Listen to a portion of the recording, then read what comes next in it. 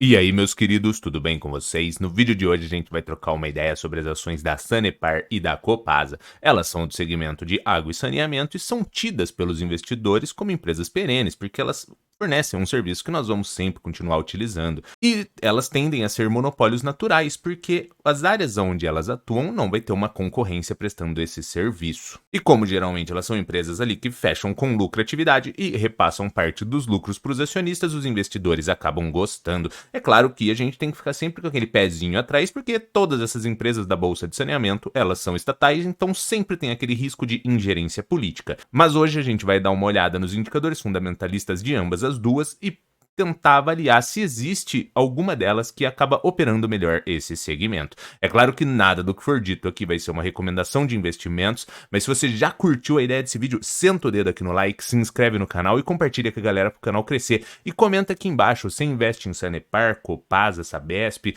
não investe em nenhuma, mas pretende investir? Comenta aqui pra gente trocar uma ideia, bora lá!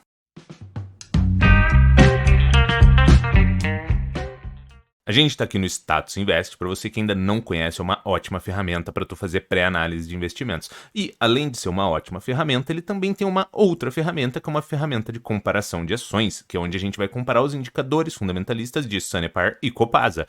É válido a gente lembrar o seguinte, essa ferramenta é muito mais atrativa para você utilizar com empresas do mesmo segmento, daí você compara banana com banana e não banana com maçã, como por exemplo você pegar uma empresa de saneamento e comparar com um banco ou com uma empresa de energia elétrica.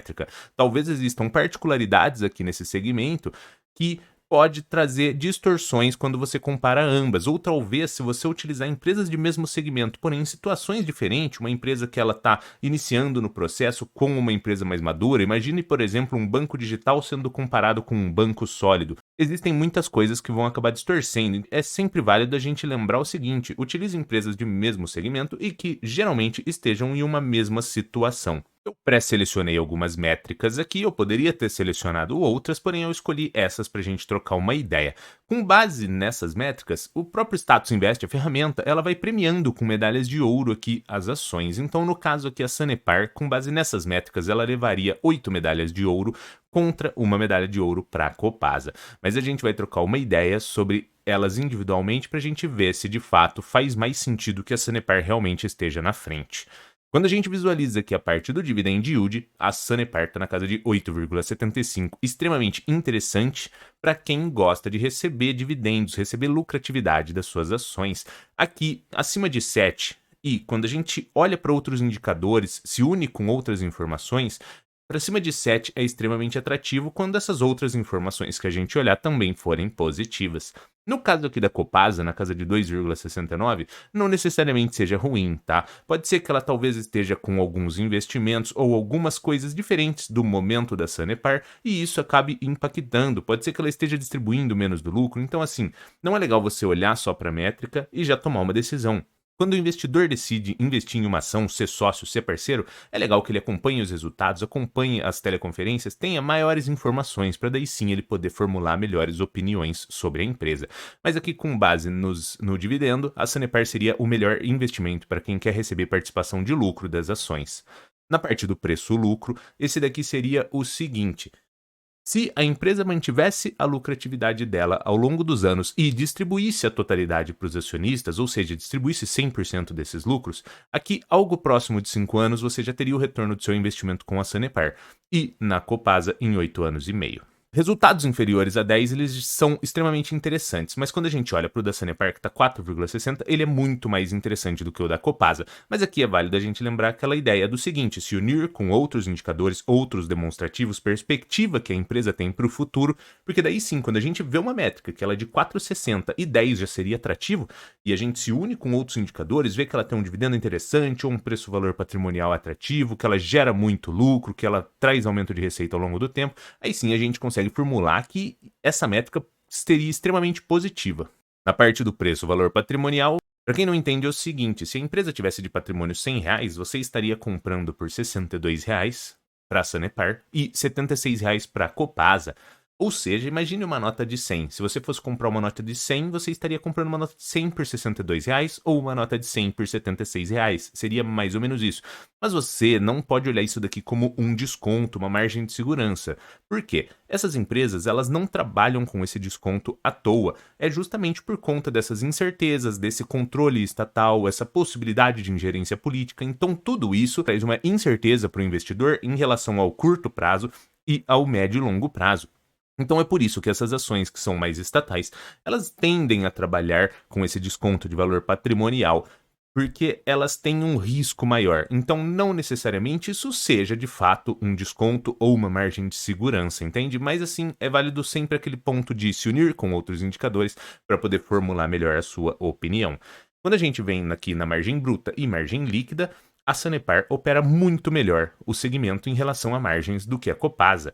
Margem bruta de 58% contra 35% e margem líquida de 20% contra 10%. Isso daqui é interessante porque é o seguinte: o que é a margem líquida no caso? É o que sobra depois de pagar todas as despesas da operação. Quanto maior, melhor. Você tem maiores vantagens competitivas, você tem uma melhor situação em relação a honrar com suas dívidas, impossibilidade de distribuir dividendos, então quanto maior é sempre melhor. Na parte aqui de endividamento, o dívida líquida sobre EBITDA das duas está na casa de 1,68. Isso daqui, para quem não entende, é o quê? Dívida líquida seria a dívida bruta, a gente tira ali o dinheiro em banco e etc., a gente vai ter um saldo de dívida líquida.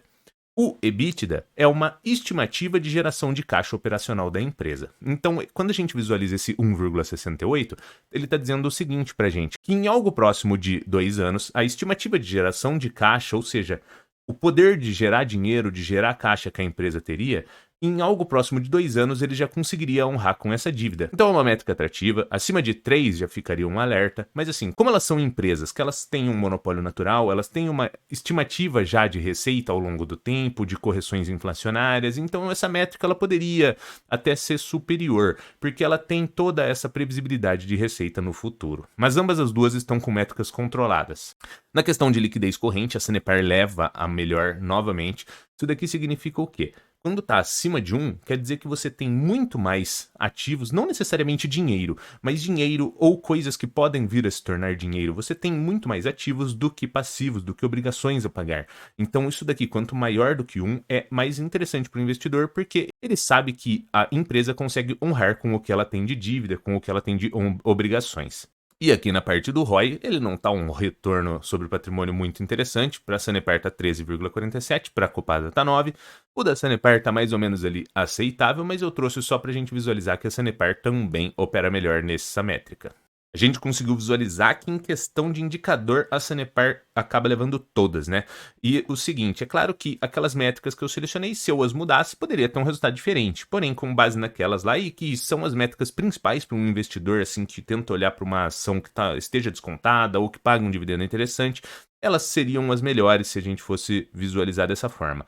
Eu não tenho no momento Sanepar, a Sanepar já compôs a minha carteira de investimentos, eu acho ela uma ótima ação, eu acho que com base nesses indicadores e com base no resultado que ela gera, ela sim estaria ali descontada e atrativa, mas é claro que não é uma recomendação de investimentos, é apenas a minha opinião, mas ela já não compõe mais a minha carteira por conta dessa questão de ruído político, essa incerteza estatal, eu preferi tirar ela da minha carteira e colocar outras posições. E para a gente finalizar, a gente está aqui na DRE da Sanepar. A DRE é o que as receitas, custas, despesas e lucratividade ou prejuízo da empresa.